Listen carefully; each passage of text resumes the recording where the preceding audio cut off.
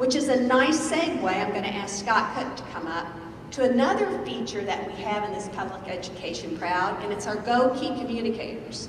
And this idea, this notion came from our advocacy team last year. It's like, okay, well, yeah, it's important for superintendents to talk to legislators about things around public education, but we also need community members, retired teachers, and teachers doing that work for us as well. So I'm going to let Scott talk a bit about that program.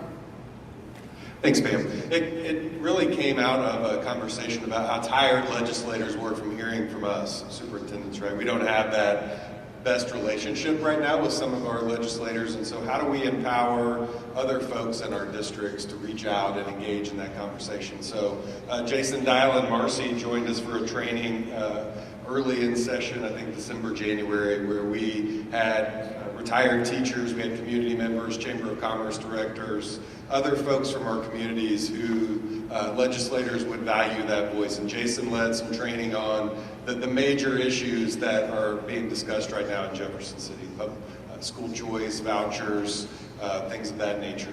And so we educated those folks about what those issues were, how damaging they could be to what we're trying to do, and some of the arguments that we could present against those. And then Marcy Orr from Massa provided some training about how to best communicate with legislators. And it was a wonderful experience. We had really transformed opinions in Mount Vernon with some of our folks who participated in that, who literally I had a parent say, I just assumed that when we elected these folks, they went to Jeff City to do the best they could for our public schools.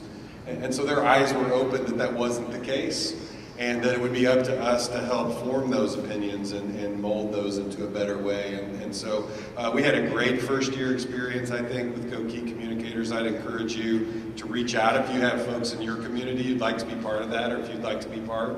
I anticipate similar trainings this year, and hopefully maybe more in-person visits than we were able to facilitate last year. So appreciate the time. Thank you. So you might be thinking, who in your communities would be great candidates for this training?